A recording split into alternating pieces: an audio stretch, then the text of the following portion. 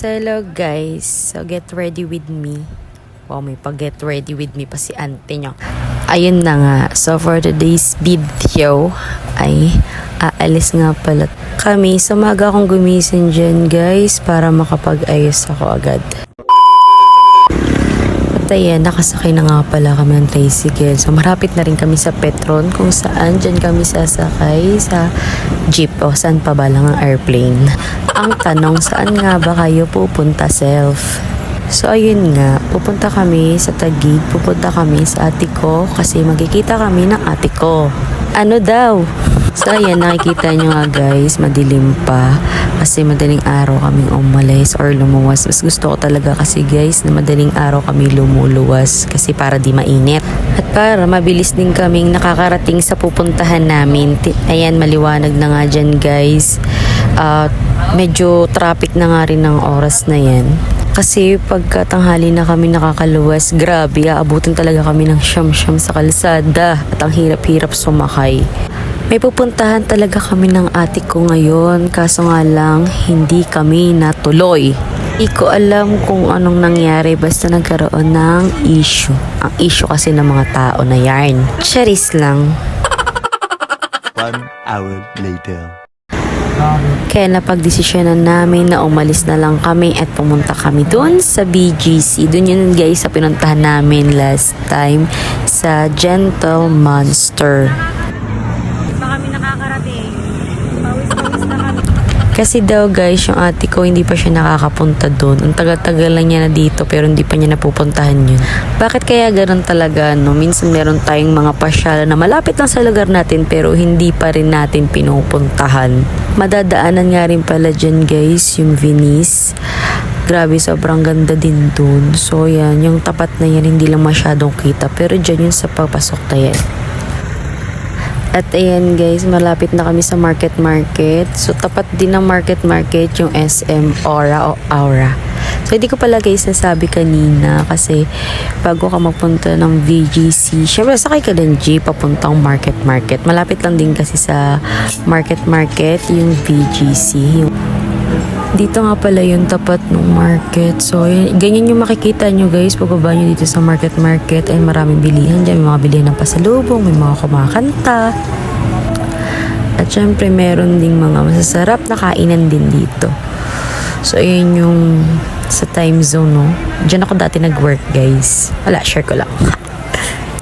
So, sa may tapat ng market guys, sa may tapat ng mall mismo, may mga makikita kayong ganyan guys, mga natitinda, may mga hikaw, accessories, gano'n, damit, bag, sapatos, at kung ano-ano pa, kagaya nito, meron na din sila dito ng Jisoo Life.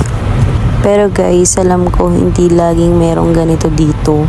Minsanan lang, hindi ko rin alam kung anong araw sila nandito or nagtitinda dyan sa tapat ng mall. So yan guys, naglalakad na kami papunta doon sa may BGC. Diyan lang yung daanan guys, sa may gilid siya ng mall. Ayun eh. Akala ko yun na yung masharap eh.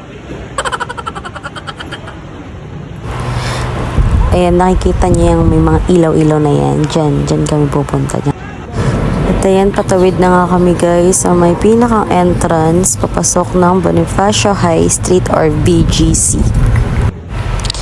So ayan na nga, nandito na kami guys. Sobrang ganda dito, grabe. Napakaganda ng view. Dito yung favorite ko guys. Kasi yung ganda niya talaga. Ang ganda ng mga view. Ang ganda mag-picture o mag-selfie dyan guys sa Gedli. Basta OA man, pero favorite ko talaga dito sa BGC. Sobrang aesthetic, kaya binabalik-balikan ko talaga lagi dito guys kasi sobrang gandang-ganda. Oo na, maganda na nga, paulit-ulit. Siyempre kaya ang ganda nito at sikat din tong BGC guys kasi ang dami rin nagpupunta rito mga influencer, vlogger, and artista. So yan guys, papakita ko sa inyo yun, yung batong yan, yung batong umuulan. Kasama ko nga din pala guys yung aking dalawang pamangkin na maasim. Pero syempre mga pogit, maganda naman yan. At ayan, nakita nga din pala namin guys yung SB19 pero sa bench. Yung picture lang pala nila. Pero yung totoo guys, nandito pala sila nung nakaroon. Sayang at hindi ko sila nakita. Hindi ko tuloy nakita yung pag-perform nila dito sa BGC. Bawi na lang tayo next time. At medyo matao nga rin ngayon dito guys. So naglalakad na kami, papunta na kami dun sa Gentle Monster. At meron din nga pala dito guys na time zone. So hindi nga lang siya kasing laki nung nandun sa market. Napadaan nga rin pala kami dito sa Puma. Gustong gusto ko yung sapatos na yun. Balang araw mapapasakin ka din. Siyempre, unahin muna yung mga needs bago yung wants, diba self? Wow!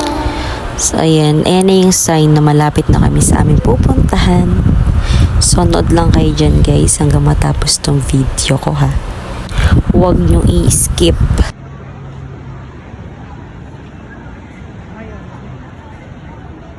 Ayun na yun. At nagpakit na naman yung babae na yan dyan sa camera. Alam mo naman talaga. Parang namang lalaki maglakad. O, diba? Ganyan man siya. At ayan na nga, nandito na kami sa loob ng Gentle Monster.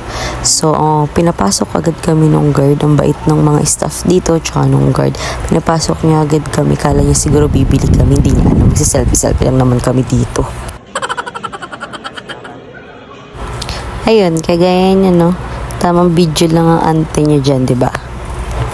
At hindi lang naman kami ang ganito dito, guys. Kaya huwag kayo mag-alala kasi halos lahat din na pumasok dyan, hindi rin naman bumili. Nag-selfie-selfie lang. At oo, tama, guys. Okay lang din naman sa kanila kahit hindi ka bumili dyan. Kahit mag-selfie ka lang. At ang bait din talaga nila kasi pwedeng mong sukatin yan. Tapos mag-selfie ka, mag-mirror. Bol na naman. Hindi talaga ako pwede mag-voice over. Lagang bolol. Ayan. At ayun nga, gusto sana bumili ng pamakin ko. Kaso na-shock siya sa presyo ng mga salamin. At 2K pa lang yung pera niya. Kaya sabi ko, mag-ipon na muna siya. At kulang na lang siya ng 12K.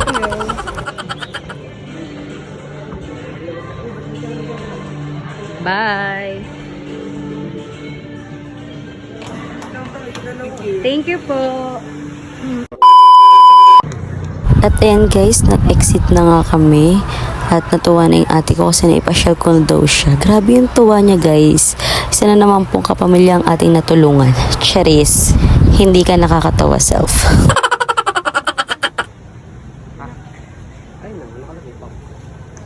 Alam ko lang marunong mag-video ah. Video ka dyan. So maghahanap na kami guys kung saan kami kakain. Sa mama mo. Magpipishball na lang daw. So hanggang dito na lang pala tong video na to guys. Hanggang sa ulitin. Bye BGC. Thank you. Mwah.